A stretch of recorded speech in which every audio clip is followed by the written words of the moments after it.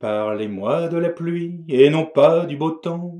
Le beau temps me dégoûte et me fait grincer des dents.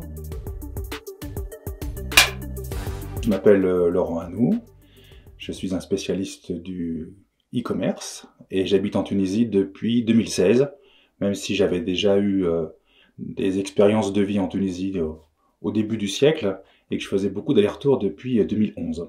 J'ai une société qui fait du conseil pour accompagner les entreprises dans tout ce qui concerne le canal de vente digital. Donc on a en plus un centre de préparation de commandes qu'on a appelé Digitalisement Fulfillment Center pour parler français, qui prend en charge le stockage des articles de nos clients, le picking, packing, shipping, c'est-à-dire la préparation de commandes, et la gestion des expéditions et des retours. Ça fait depuis 2016 que je suis résident permanent à Gamart, puisque je me suis marié à une Tunisienne. C'est comme ça. Alors les deux, j'ai toujours des clients avec qui on travaille à distance, et puis pour ce que nous on fait, on reste sur du physique parce que c'est les vrais articles qu'on met dans des vrais cartons pour préparer des vraies commandes. Plutôt Facebook et LinkedIn. À choisir, j'utilise beaucoup LinkedIn puisque c'est du B2B et je laisse Instagram plutôt à ma femme. Alors pas bouillabaisse, non, couscous, ouais. Plutôt décontracté, de toute façon j'ai plus le droit de mettre la cravate maintenant. C'est pas un truc qui me manque beaucoup, d'autant qu'en Tunisie il a tendance à faire chaud, donc avec la cravate on transpire. J'utilise beaucoup le mail, on me reproche de faire des mails longs, parce qu'en fait j'ai tendance à vouloir tout mettre pour que ça soit précis, et après les gens les lisent pas et me posent des questions sur ce que j'ai écrit. C'est comme ça, je continue. Un peu les deux. Moi j'aurais tendance à dire en avance, mais si vous demandez à ma femme, elle va vous dire en dernière minute, bien entendu.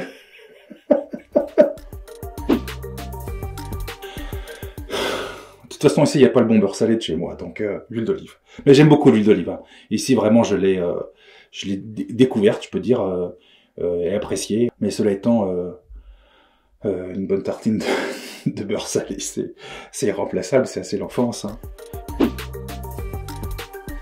En plus, c'est dépasser.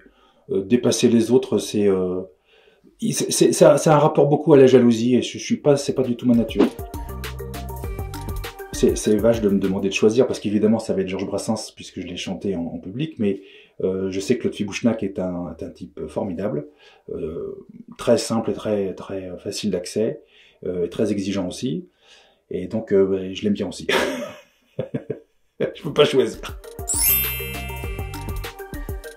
Un pays extrêmement attachant, un pays qui souffre beaucoup, et un point d'ancrage qui doit tenir, parce que c'est un carrefour des civilisations depuis 3 millénaires, et que ça doit le rester.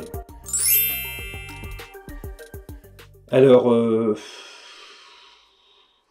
tu vois, le souffle, tu vas le couper, hein, ça c'est pas dedans, c'est pas dedans. Que représente la France pour moi? Je suis parti parce que j'étais énervé, parce que j'avais l'impression que tout était trop réglementé, et que justement on n'avait pas de liberté. J'aurais pour ça dû choisir autre chose que la Tunisie, c'est comme ça. J'ai beaucoup d'attachement finalement avec le recul sur ce qu'est la culture française, qui a beaucoup de valeur, et en même temps beaucoup de recul aussi par rapport au côté râleur et donneur de leçons professionnelles des Français, qui est si mal vécu à l'étranger, et qui est une réalité quand même. Aujourd'hui, ma vie est ici. Financièrement, j'y ai pas gagné, c'est le moins qu'on puisse dire. Mais j'ai quand même du mal à imaginer que je m'en aille. En fait, vous savez, les Bretons, ils ont la tête dure. Et moi, comme beaucoup de gens, je pense que j'aime pas perdre. Donc, je voudrais pas partir sur un échec. Et aujourd'hui, j'ai pas réussi. Donc, je peux pas partir comme ça. Je sais pas si vous avez déjà lu le livre de Fatma Bouvet de Maisonneuve qui s'appelle Une Arabe à Paris.